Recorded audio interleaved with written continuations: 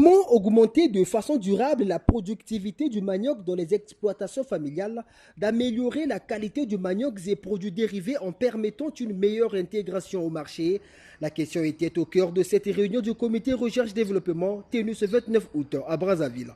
Cette deuxième rencontre des experts en agronomie s'inscrit dans le cadre du projet Production durable du manioc en Afrique centrale et intégration au marché, projet institué par la communauté économique et monétaire de l'Afrique centrale. Le pôle régional de recherche appliquée au développement des systèmes agricoles d'Afrique centrale, PRASAC, est une institution spécialisée de la communauté des États de l'Afrique centrale avec pour mission principale de contribuer à apporter des réponses aux problèmes de développement agro-silvo-pastoral des 6 pays de la sous-région. Donc, la présente réunion, qui répond donc à cette gouvernance, a pour objectif de contribuer à la validation des résultats obtenus au cours de la mise en œuvre des dernières activités de ce projet.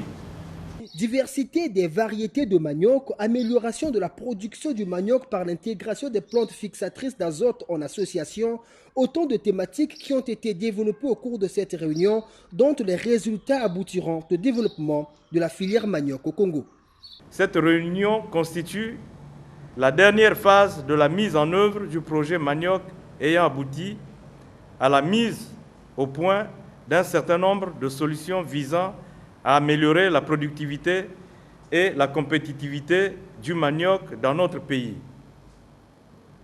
Nous osons espérer que ces solutions seront capitalisées et mises à disposition de nos producteurs d'une part et des autres acteurs impliqués dans la valorisation des produits post-récolte d'autre part, ceci dans la quasi-totalité du pays. Implémenté dans les 6 pays de la CEMAC depuis mai 2011, ce projet sur la production durable du manioc fait partie des missions du PRASAC, qui est une institution spécialisée de la communauté dont la mission est de renforcer l'intégration sous-régionale dans le domaine de la recherche agricole.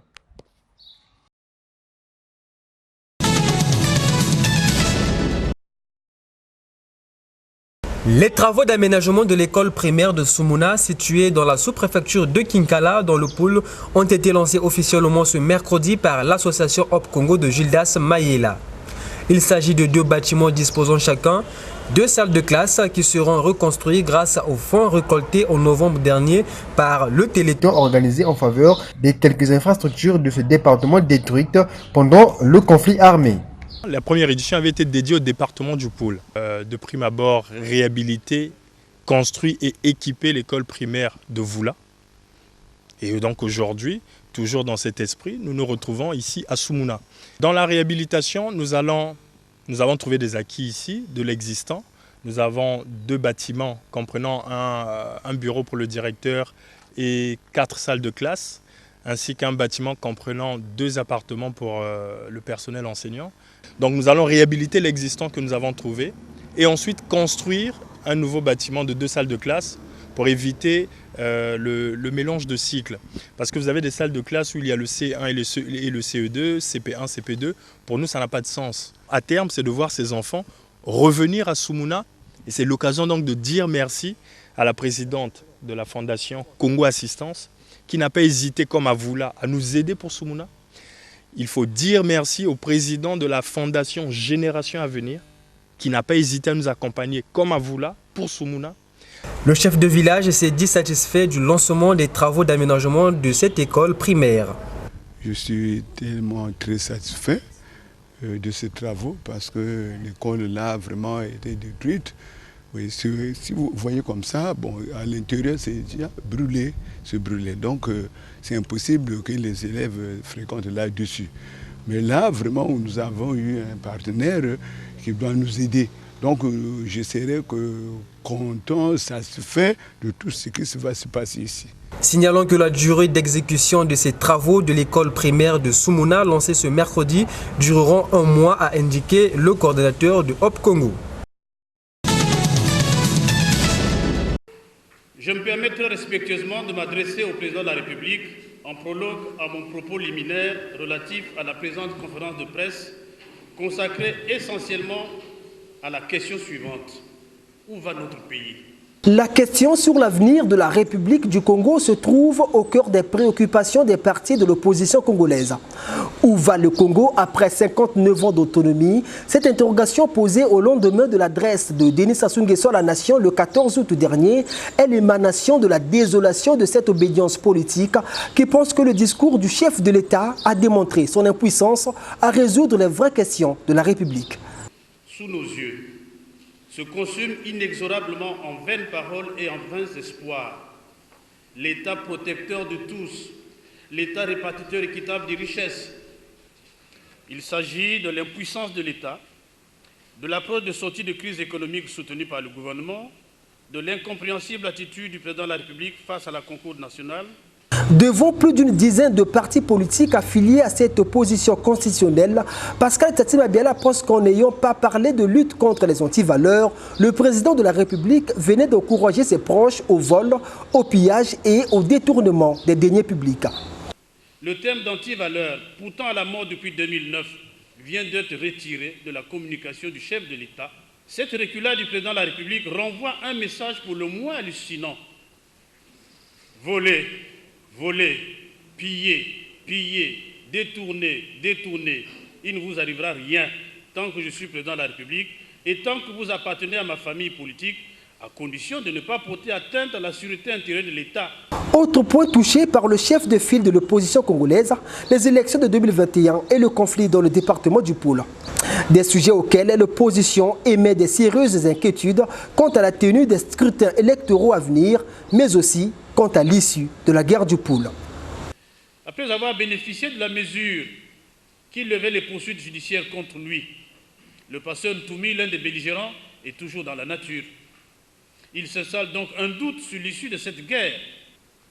L'opposition politique congolaise réitère sa demande pressante de mise en œuvre des conditions d'une élection présidentielle non conflictuelle en 2021. La gouvernance électorale, avec les différentes tâches à réaliser, constitue l'une des priorités de son programme politique, tel que détaillé dans sa feuille de route. Qu'à cela ne tienne, 2021 étant proche, l'opposition congolaise compte déjà mettre en place des stratégies, d'où cet appel aux autres leaders politiques. Nous lançons un appel solennel et fraternel à l'endroit de nos frères, de nos camarades, des autres forces vives de la nation, qui aspirent eux aussi au changement.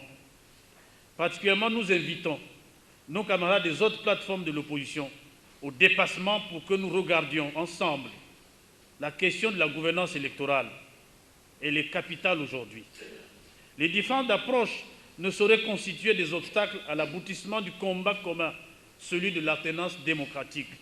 La contribution de la nation s'estompe et on assiste comme impuissant au règne des ethnies qui deviennent le refuge de chacun d'entre nous, a fait remarquer le député de l'UDIMA avant d'ajouter, je cite encore, « Il faut des mesures drastiques et l'apport de tous les Congolais pour espérer sortir de ce marasme plus fort et plus unis. » Fin des citations.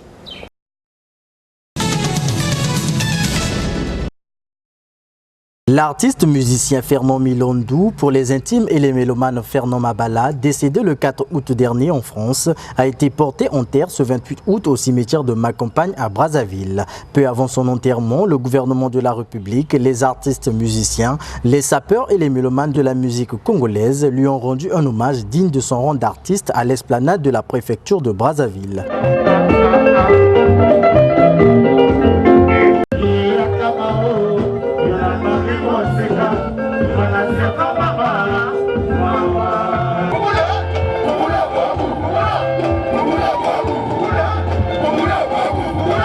Le gouvernement de la République, représenté par le ministre des Sports et de l'Éducation physique Hugo Golondili, a déposé un gerbe de fleurs avant de s'incliner devant la dépouille mortelle de l'illustre disparu. Le même geste a été accompli par les artistes, les familles, amis et connaissances. C'est le conseiller à la culture et des arts du ministre de la Culture et des Arts Omer Ntadi qui a eu la lourde charge de lire l'oraison funèbre de l'artiste.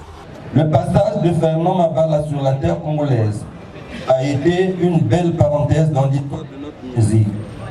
Cette parenthèse de joie et d'amour, de beauté et de créativité artistique a servi d'espace pour l'expression du dandinisme, de la parade pour l'élégance, de la convivialité et de la communion pour le vivre ensemble.